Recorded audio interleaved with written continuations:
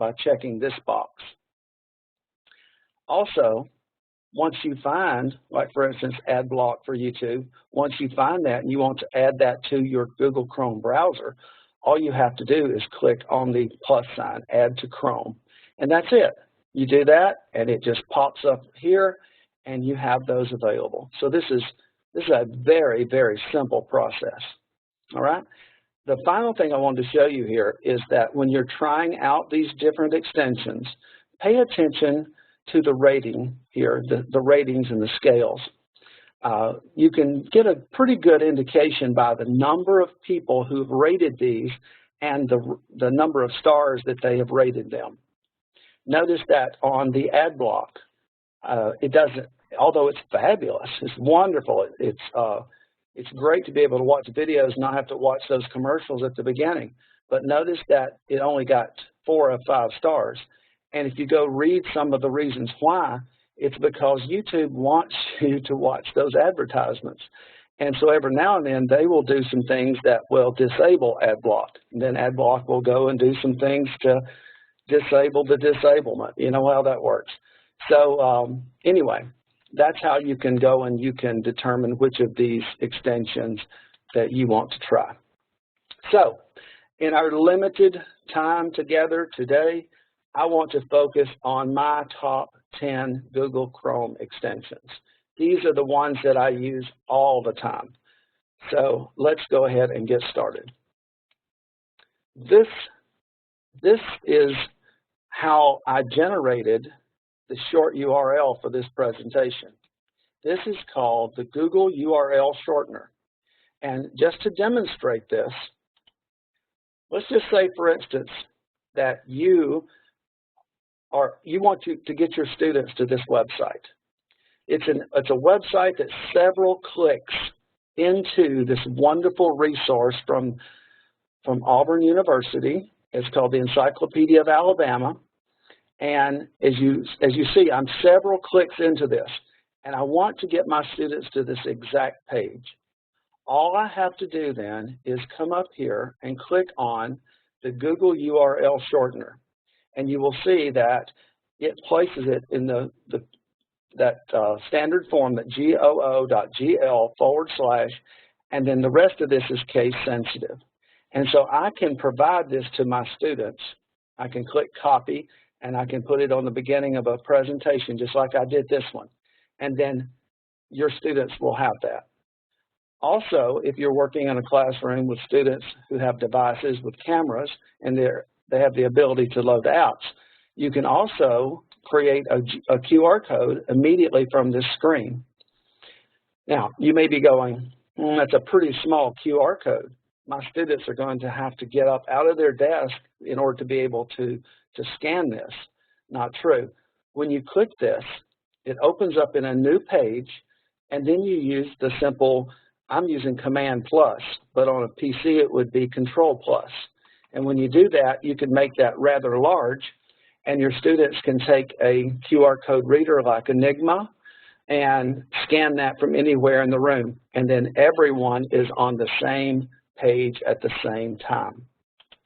Pretty cool. Yes, I think so. I know you can't answer me in this, but I think this is a very, very cool Google Chrome extension for the teacher in the classroom, and it has, again, go to any page, click that extension, you get the short URL, you can copy, you can paste this, put it on documents, whatever you need to do, or go to the QR code.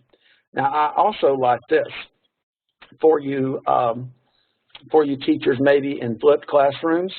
You can also see when that link is clicked. So you get how many clicks on what day and what time. So you have some statistics there about whether your students are accessing this or not, okay? So just going back to the presentation.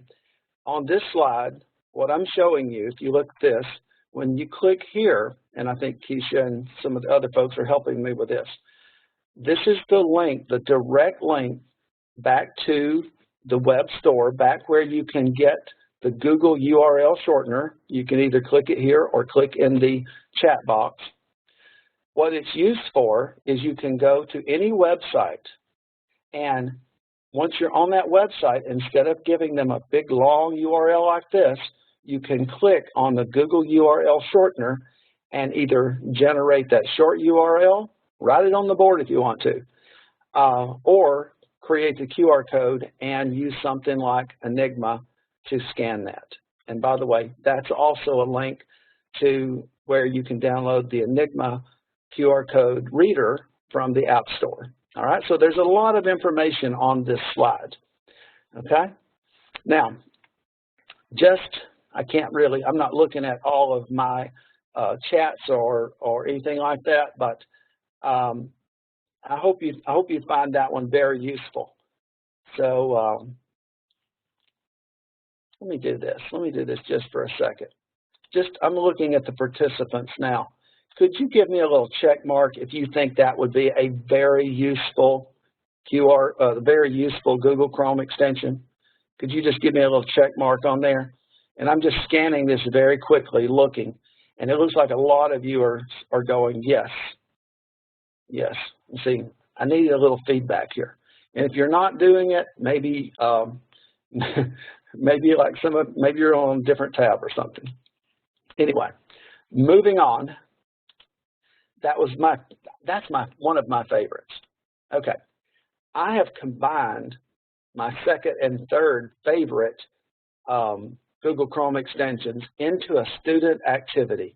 Okay, first of all is the Google Drive Quick Create, and there's the link to it. And again, my helpers are placing these into the chat box as well. This keeps you from having to go and search, do a keyword search. You can click on these and go directly to the extension and load it. Well, what I'm going to do is this. I'm going to demonstrate how I would use these two Google Chrome extensions together. All right? So first of all, I am going to open back up. I'm just going to use this page throughout the presentation just because I don't want to pay attention to what's on the page, but I want to pay attention to what the extensions do. I want my students to be able to read and be able then to pull out key details, look for key details in the reading, and use that either in some persuasive paper or just to use this in some project. So what I'm going to do is I'm going to go, you'll see me up here, I'm going to the Google Docs Quick Create, and I'm going to click on New Document. Now this is just a shortcut. This is no different than me going to my Google Drive. I could go to my Google Drive and I could create a new document that way. But this just makes it very quick and easy to click here, and I have a new document, and you'll see them. They're sitting side by side. This is my document I want my students to read and get information from, and this is my document that I want them to write their information. Now, I don't know about you, but I can't go back and forth like this. Even on tabs, I can't go back and forth. What I need is something that will put these side by side, and we have that. We have the tab resize split screen layout Google Chrome extension, okay? And so here's what's important. I'm going to click on the page, the tab that's on the left. I'm going to click on my tab resize, and I'm going to choose this option, which puts them side by side, and I get a little icon. See how this is the Encyclopedia of Alabama, and this is the Google Doc? And when I do, you'll see that they are now side by side, and students can read. They can be reading over here, and they can be taking notes and coming up with whatever on this page, all right? Sometimes when I'm using this to create some documents myself. One of the cool features is this. I can come over here and I can highlight a sentence like this. Then I can grab that sentence and just pull it over into this document. That's pretty cool, you know? Thank you, Janet. I love this side-by-side stuff as well. I use this when I'm grading students' work. Students will submit a document to me, and on the left I will have my rubric, and on the right I'll have their work, and I'm able then to leave them comments about their work and also add things into the rubric. So to me, two great tools here. I've got a resource, I've got a quick create to my Google Doc, and I'm able to put them side by side. Now watch this. When I go back to my tab resize, all I'm going to do is hit the undo button. And that puts all of my tabs back together in the same browser window. All right? Just going to repeat that for a second. The important things here is this. This is the page that I want, the information that I have, and this is where I want to have a document. This could be a Google document or a Google slideshow, whatever. I have them side by side. I want to click on the tab resize, put them side by side. Within seconds, I have them lined up so that I can be working on this side or that side. And when I'm done, I go back to my tab resize and I click on undo, and I am back. Okay? I'm seeing that some of you guys like this. Wonderful. Okay? Thank you, Don. I feel like this is one of the most useful tools. Now this is not such a great thing, but it's just right there. You know, it's just right there where I can get to this. And then this lets me do all kinds of things. Okay, tab resize. Awesome. So on this page, you're seeing 2 and 3. I'm really combining those into one activity. I have my students with their web page, and I have a Google Doc beside it, and they are able then to work and do some research, and I call this productivity. It just makes the work better. All right? Okay, 1, 2, 3 of our top 10. Now, where was this? Where was this when I was going to school in all of my classes? This, I use this all the time because I'm a strong believer in modeling what I'm asking my students to do. So if they are pulling some information from a resource, I want them to cite that information, and I want to make that process as easy as possible. So here's what I'm going to do. I'm going to go back to my page, back here to the Cherokees and Alabama page on the Encyclopedia of Alabama. I know there's these citation machine, and I know that there are all sorts of places that will generate APA and MLA citations for you. But it's so nice to have it right here on your Google Chrome browser. I'm on the page. I click on Cite This for Me. I choose the format that I want. I can have APA or MLA, and it's going to change this for me. Now, I'm not trying to, for the children, I'm not trying to get them out of work. I'm just trying to get them to understand that this information, I don't want that. This information came from somewhere, and I want them to cite this information. So take a look at what I'm going to do now. I can just simply click this, and I can just copy that, and I can paste that onto my page. I can do that. Now, what I'm going to do is I'm going to click here where it says Add to Bibliography. This is going to bring up this page, which this is where I can teach children the information that APA requires. All right, so let's do this again. I'm going to drag this over here beside my Cherokee and Alabama page, and I am going to use my tab resize one more time. Okay, now I can see on my left, I can see the information that's missing, and on my right, I can just look and put in Susan, Susan Abram, and I'm going to take a look here. The title of the page is Cherokees in Alabama, and even this, it says year published 2016. It doesn't know. It doesn't know. It can't scroll down and look. But I would teach my students that this was published on this date and updated on this date. So I would probably choose Instead of 2016, I would say year published. Oops. I would say 2007. And I would also, I think that's it. Yeah, it has the date I'm retrieving it, and I'm just going to click Add Reference. Now, look what I have. I could now copy and paste the bibliography citation and the in-text citation. Let's do this first. I copied this. I'm going to go back to my document. I'm going to click right after the period where I took this quote, and I'm going to paste. Booyah! Look at that.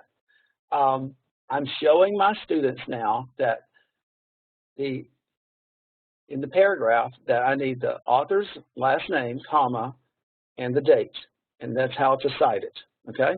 Now, if I move down, and I just type in works cited, and I go back to cite this for me, and I click copy and paste the bibliography citation.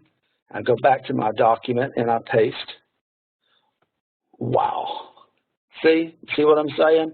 This is being productive. Students, they just need to start seeing what this looks like. You know? Thank you, Vicki. Thank you, Melanie. Thank you, thank you, thank you.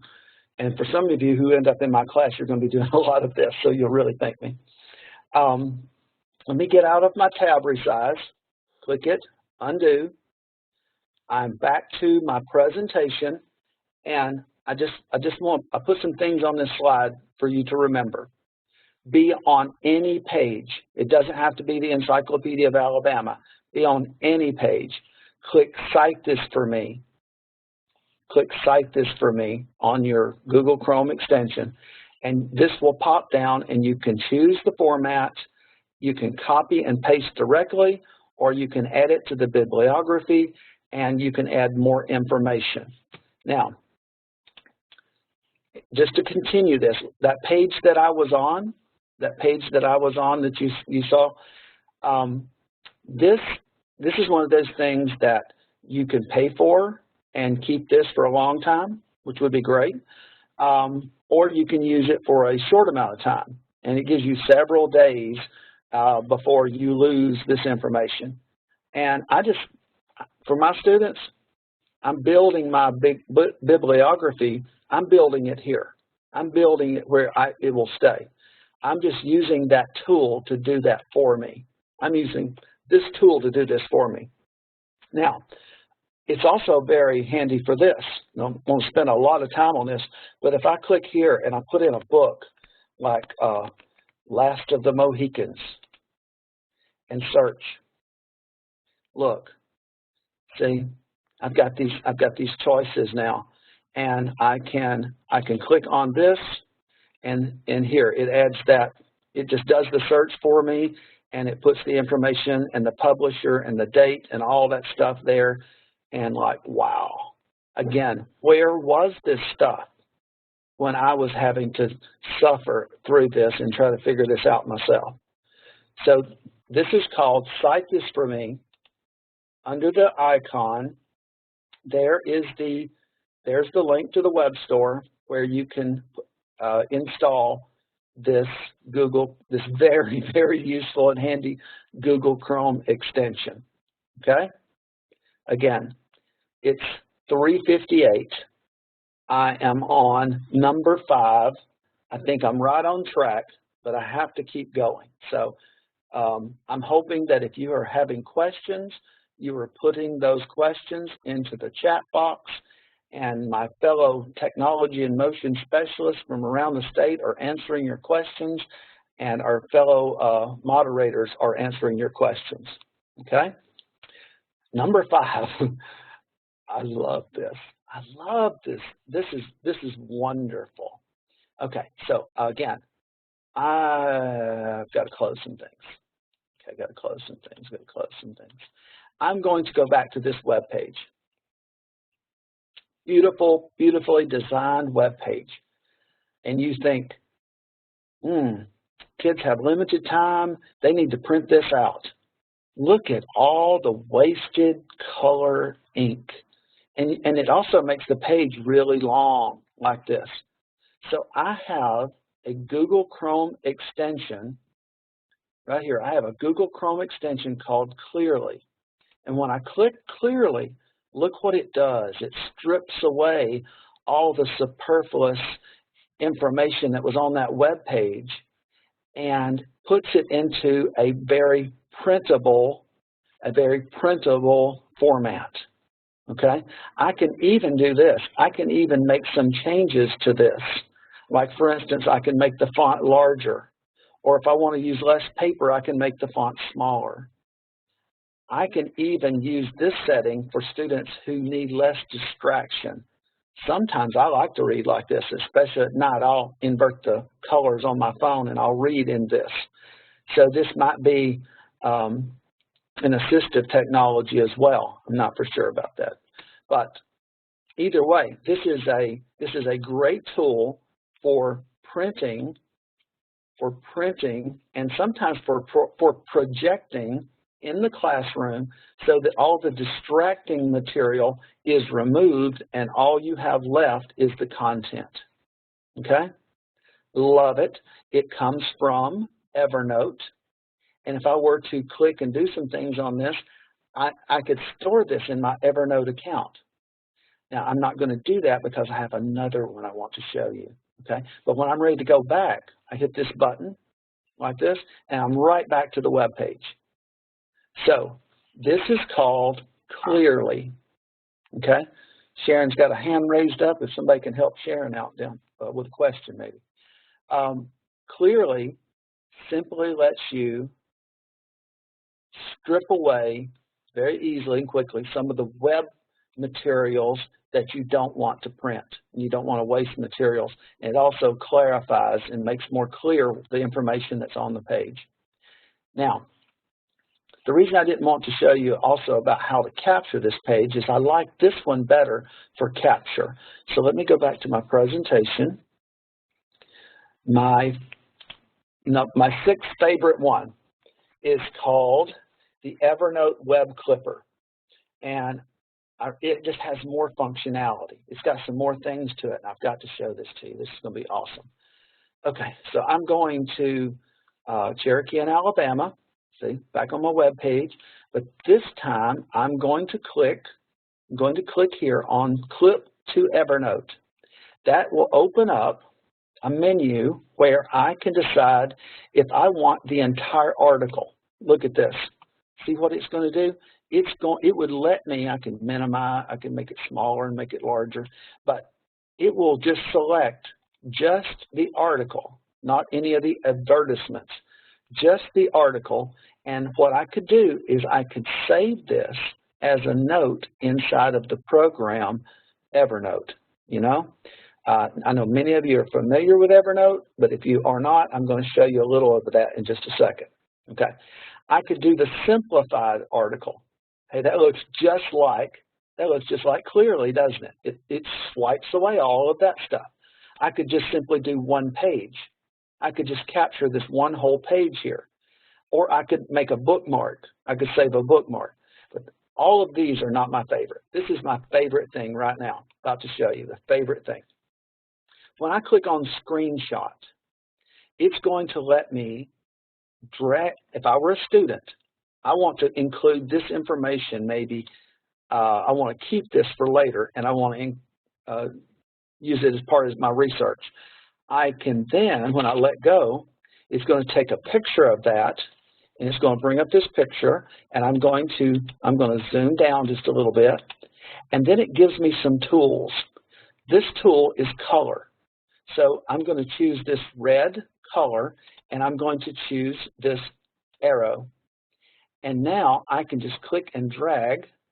See, like that? I can drag an arrow to illustrate something on the page, and then I can click this A, and then I can type on the page. And in this case, I'm just going to type his name again, like that. Now, if I need to move that, I can just click and hold down. Click this one first, like that. See, I can just click and hold down, and I can drag this around, and I can also change where it's going to. you know, some things like this. So I have some control even after I've started. And when I click on this, I can make this larger like this, and I can move this around as well. So not only am I saving this as a note, but I could also do some highlighting. I could highlight some important information like this.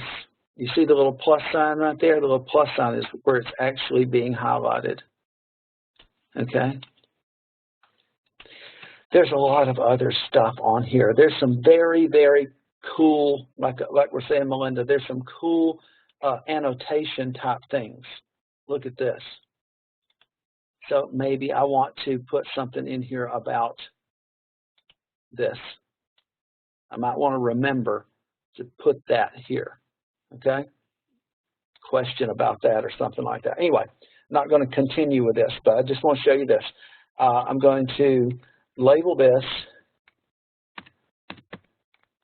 Cherokees in Alabama, and notice that I am organizing this into a notebook that I've already created inside my Evernote account.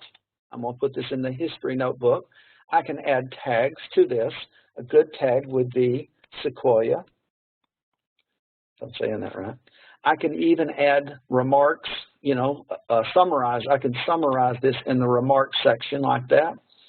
And one of the things I didn't know about this is I didn't know how to, once I put something, how do I delete something or how do I change something? Go into the options and it will tell you, like keyboard shortcuts, you can go into there and it will tell you how to do some things using these commands, these keyboard shortcuts, like how to pixelate something or how to undo. That's what I was looking for. Command plus Z on my Mac would let me undo something. So anyway, I'm going to click Save. I'm saving it. It's synchronizing. It's done. And then I would go to Evernote, and it would be there. So for the people who are interested in helping students become leaders of their own learning, and maybe you've heard that term, you're reading that book, you're talking about that. This is a great tool. Evernote is a great tool for letting students, helping students to organize their research and to answer those open-ended questions and their learning targets.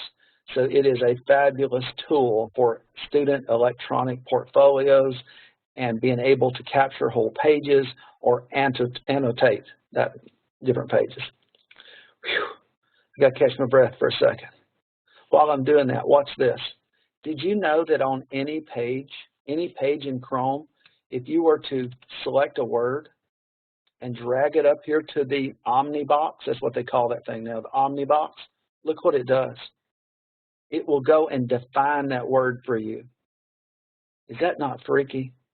I did not know that until just recently. I did not know that in Google Chrome, you could pull like declaration, pull it right up there, and it go and define that word for you, tell you how to say it, tell you how it's used. Amazing. And then look at all the links, you know. So maybe you knew that. I did not know that. I find that fabulous. All right, that's number 6. How am I doing? How am I doing? I'm just going to look at my participants again. Can you give me a check mark if I'm doing all right, if I'm doing okay, if this is good stuff, bad stuff? Can I get a check mark?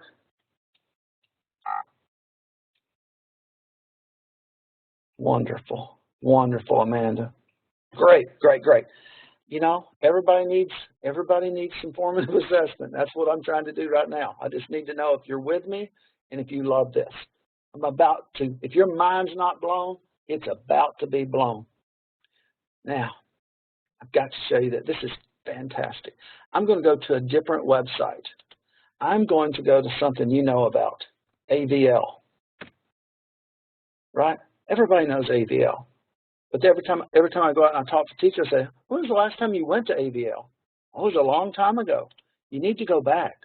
You need to go back because, like in Britannica, your students need these wonderful resources to help them to satisfy some of the college and career readiness standards they're being asked to address now, like being able to pull key details out and use that to make arguments and defend their arguments.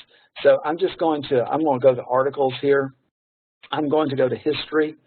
I'm going to click on the ancient world. I'm interested in ancient Greece. Okay, I'm just on a page here. Watch this. Watch this. If I go up here and click on this one, this is read write for Google. I can highlight section and hit the play button. Ancient Greek civilization, the glory that was Greece, in the words of Edgar Allan Poe, was short-lived and confined to a very small geographic area. Yet it has influenced the growth. Let me just stop that. Did you get that? I'm on just a web page, any web page, and I have a reader built into that web page that not only reads this to me, but also highlights this for me as I'm reading it. Now let's look under the settings for a moment. What about some of our students who struggle with this? See, it's set on the medium setting there. Thank you, Cheryl. That's exactly what I'm thinking. Slow. It'll read it slower. It'll also read it faster. So I'm going to do this. I'm going to change it from Ava to how about Daniel? See what that sounds like, a male voice on this. So again, I could just click somewhere else, but it'll start reading up here if I don't do this. Great, Don. I hope this is useful. I'm going to hit play. Ancient Greek civilization, the glory that was Greece, in the words of Edgar Allan Poe, was short-lived and confined to a very small geographic area. Yet it has influenced the growth of... That's the way I read in my head. This is pretty cool, yes? This is great. It gets better. It gets better. Watch this, because I'm in Britannica School Edition, and I go over here to translate. I'm going to translate this page into Spanish. Look, translate it into Spanish. Now, if I let Tom read that, it's going to be Spanish read from a British accent. So instead of, not Tom, but Daniel, instead of Daniel, how about Ava? No. How about Paulina? How about Paulina reading this medium and click OK. We'll click right here. Oops, hold on. I'm going to hit play. Civilización griego antiguo, la gloria que fue crecida en palabras de Edgar Allan Poe, fue de corta duración y se limita a una pequeña área geográfica. I love that. I don't speak Spanish, but at least it sounds like someone Spanish is reading this. Thank you, Anna. I would need to slow it down for me, though. You know, like, what if I'm trying to learn Spanish? What if I'm taking this information, it's available in English, it's available in Spanish. What if I were to take this, and let's see what it sounds like now. Civilización griego antiguo, la gloria que fue crecida en palabras de Edgar Allan Poe, fue de corta duración. They probably can't go too slow for me, but I don't know. I love this. I love it. I love it just for that one thing right there. The fact that I can take any content, whether it's on a web page or it's in a Google Doc or whatever, and it will read this for me, and it will even let me change the speed of the reading, and it will change also the accent of the readers, French, Spanish, Australian, Portuguese. So I don't know. If you're an if you're a foreign language teacher, you can tell me if it's good or bad or not, but I think it has some potential. I hope it does. Okay, now what I need to do here, I need to get rid of this, and let me get rid of that. Go back to my presentation. That's called Read to Me. Read to Me. That's the link. That's the link to the app. Here's the thing about Read to Me. Sometimes I'm on a page and Read to Me gets all up in my way. And sometimes, you see this disclaimer, sometimes it interferes with YouTube playback. And this is what I do. I right-click, I go manage my extensions, I scroll down until I find read. There it is, read and write, and I disable it. And then when I get ready to use it again, I'll enable it again. But I'm just telling you, sometimes you need to enable some of these, and then sometimes you need to disable some of these. And that one, if my YouTube playback ever starts to skip, I will disable that one. It plays fine again, and then I'll go back and re-enable it. I don't know why it does that. Okay, number 8.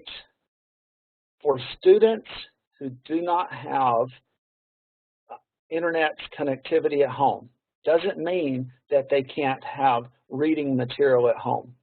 Now, of course, this would require a device, and it would require an Amazon account, because what this does is send any, like this, it will take a page like this, and it will send it automatically to my Kindle, okay? It will send this page to my Kindle app, and I can choose, let me go back to the presentation, I can choose which one. You know, I have an iPad and I have a phone. I can tell it which one to go to.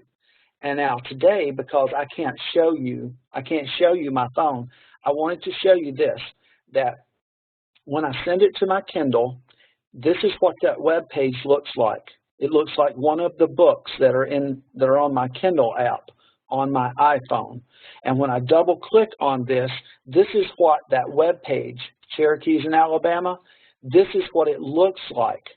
And I can take I can read this asynchronously. I do not have to have it internet access, and I can turn the pages just like you do in your Kindle, and the pictures are there, and it's just fantastic to be able to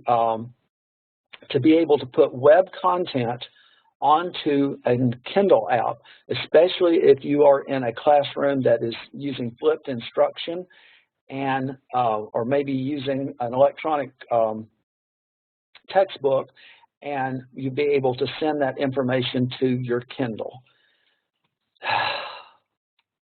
Number 9. Oh, one of my favorite ones.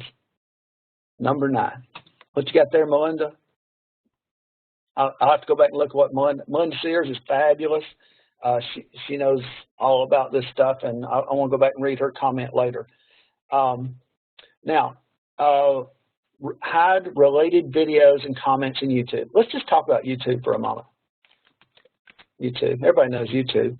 YouTube and Google's the first places to go, right? All right, so let me go to, let's see here, Spark Notes or Cliff Notes. I think it's Cliff Notes. Yeah, Cliff Notes, Macbeth. Yeah, here it is. Here's one. I love these. Hey, I'm Cliff, and these are my notes to the fortress of Buckatoo! All right. Now, I can always maximize. But when you maximize, you lose some resolution. You know? Also, I don't know if you know this or not, but you can go to the settings and you can change the quality.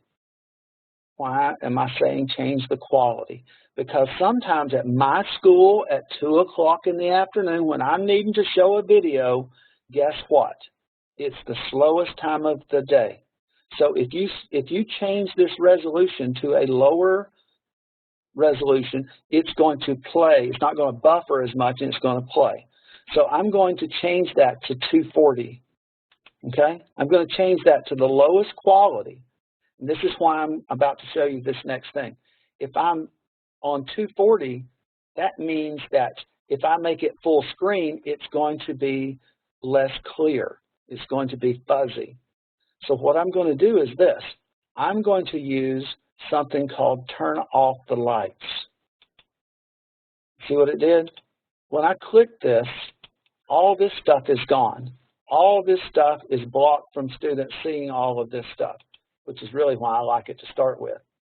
But when I click on this and turn off the lights, then I'm going to do one more thing, is I'm going to come down here and go into this theater mode, and it puts it right in the center like this, and now I can play this. All hail Macbeth!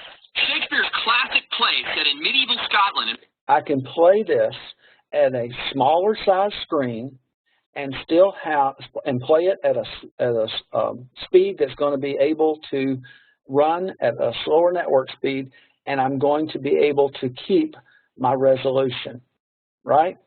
Doesn't need to be full screen, but if it's not full screen, then I'm seeing all this distracting stuff out on the side and sometimes inappropriate stuff. So I'm using two things here.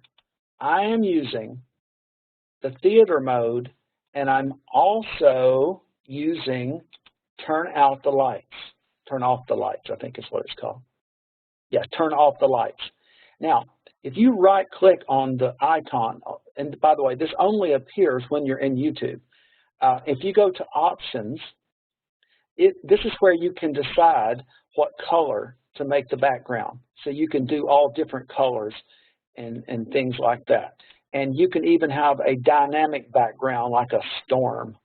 But I think all that is just, while it's fun to play with, it's just more distraction. I want them to watch the video. So I don't do that. I don't have a dynamic background. But there's some other things that you can change there.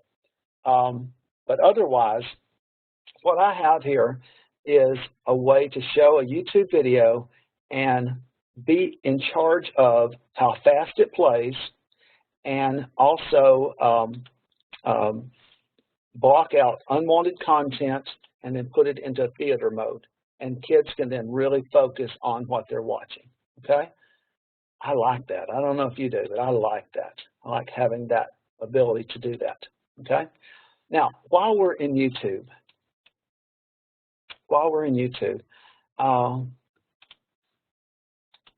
I told you this was one of my favorite ones. Get rid of those annoying advertisements. Get rid of those ads. Get rid of all that stuff. When this works, it works. It's great. It's fantastic. Then sometimes it doesn't work, and then they have to work on it some more. But let me go to let's listen to a little Taylor Swift.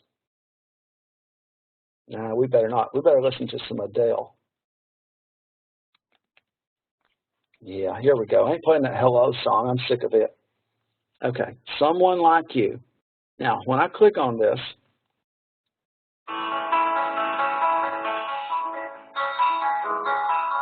and this one may have gone right into it, may not be any advertisements at all.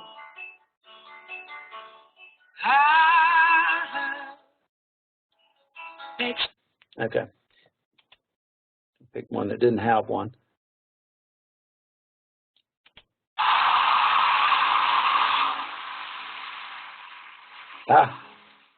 Anyway, go back to Taylor. I think she has some.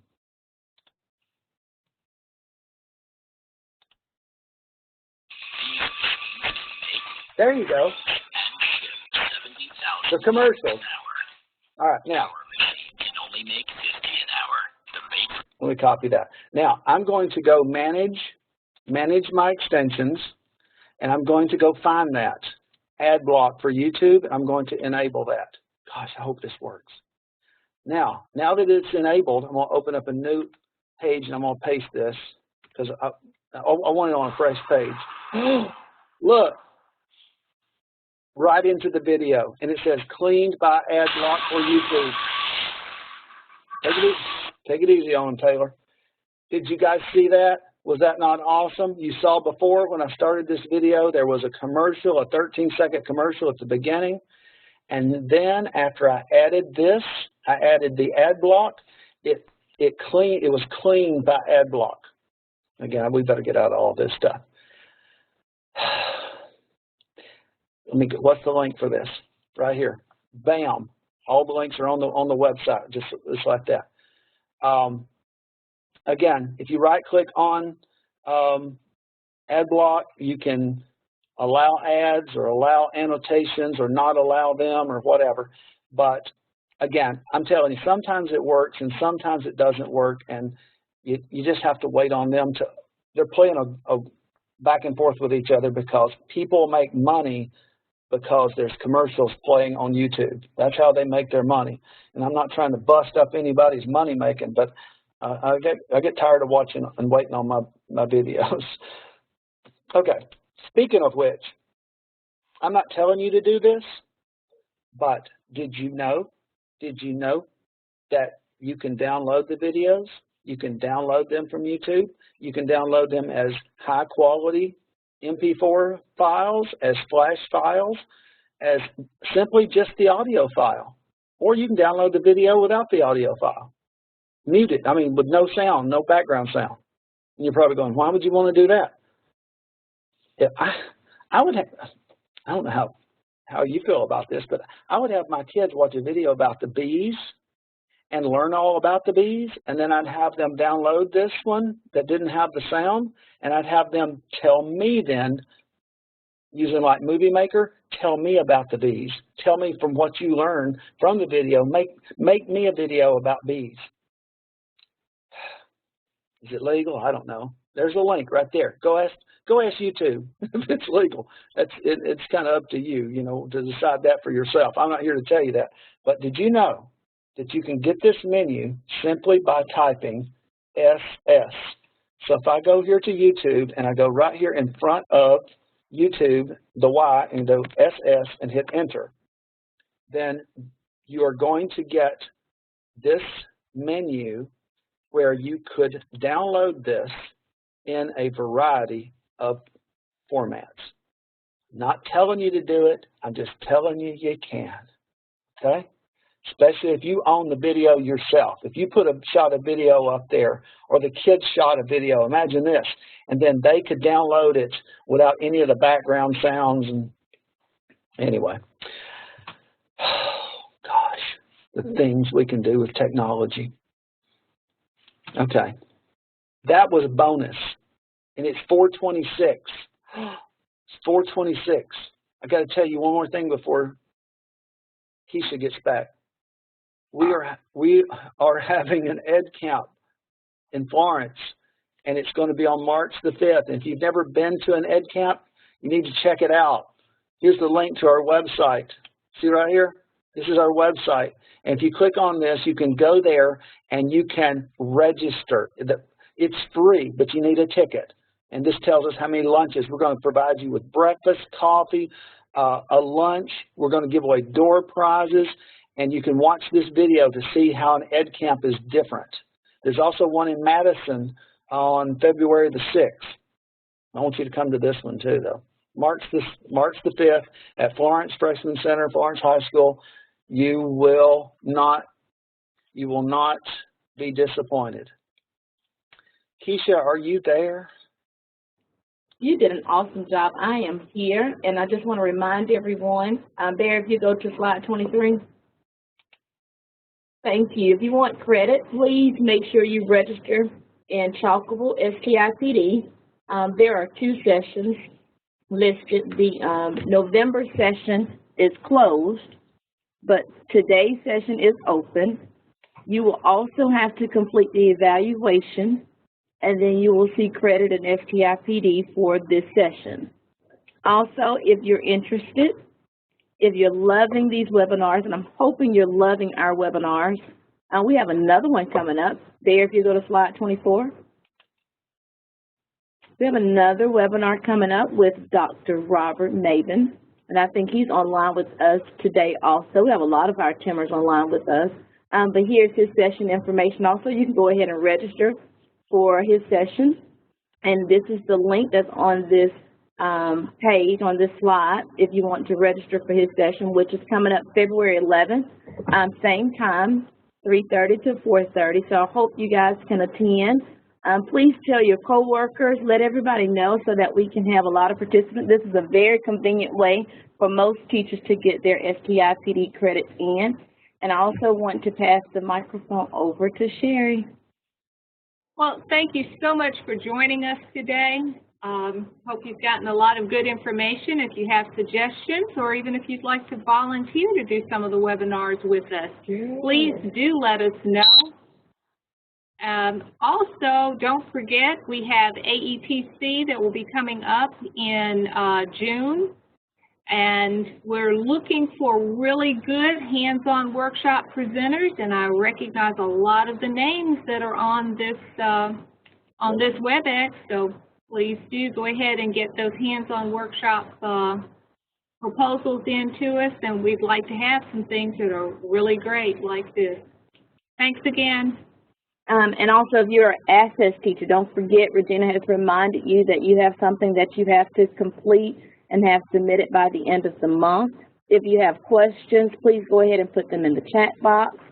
Thanks to all of our Alabama specialists that have chimed in with us today. I saw Carol, Robert, Vanessa, Drenea. Anybody else we saw? Barry, did you notice anybody else on with us? And then we had access. We had a lot of access people in with us also. Some people still wanting to know about the evaluation form. When you go into STIPD and you register for this course, after I go in and approve you, you will get an email that tells you to complete the evaluation. And then once you complete the evaluation, you will see that you will receive 1 hour of STIPD credit. Missy Mitchell is asking about the link. The link is on the beginning of the presentation.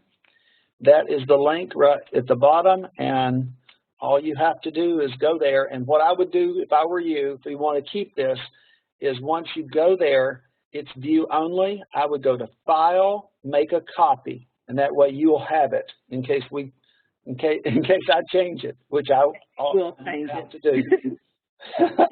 So make a copy of it so that you can have your own personal copy, and you're welcome to share it with your coworkers. And again, this webinar was recorded, so tomorrow you will see a link, or you'll see an added webinar to the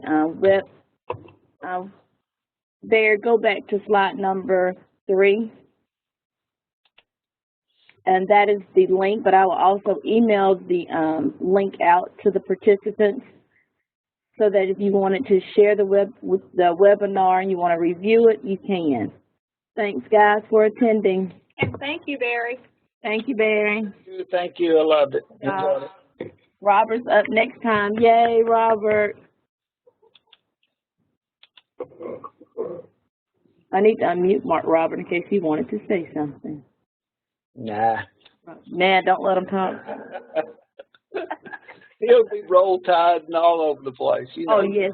We already know Roll Tide. Mm-hmm.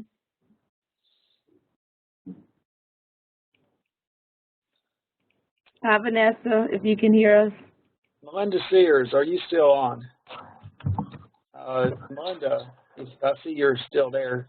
Contact me. It's about time for us to start talking about my summer technology workshops. I want to get some information from you. Okay, just contact me, Melinda, when you get a chance, and we'll talk. Hi, Carol.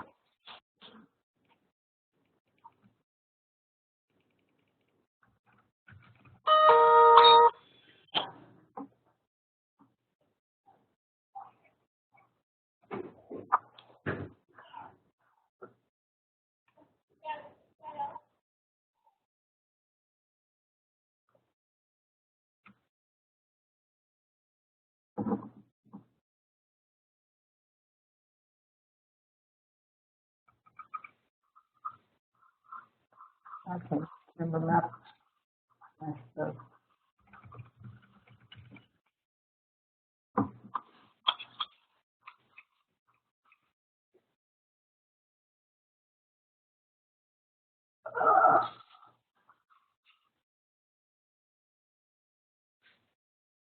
Hey, Keisha. Hey, Barry. How many attendees did we have? Last 80, I think. I have to look at the actual number when I go in. It won't show me tonight. It'll show me tomorrow. Are we supposed to report those like we do a regular training? Yes, that the spreadsheet where we go in and enter what webinar we're doing, I always put on there how many registered and how many actually attended. Okay, so I don't have to do that in my other spreadsheet. I would guess not. I've been doing a good job of keeping up with it, but I'll ask Sherry to be on the safe side. But if you need it, that's where you'll find it. It's on that spreadsheet, the same. And if you need me to send the link again, I can. Okay, we can talk about it later. Yes, you did an awesome job. The comments were wonderful. I think they're logging out. Okay, I'm going to log off myself. Thank you, thank you. And if I don't see any questions on here. Thank you, Suzanne Stockton. Then I'm going to end the session, guys. Thank you. Have a great night. Be safe getting home.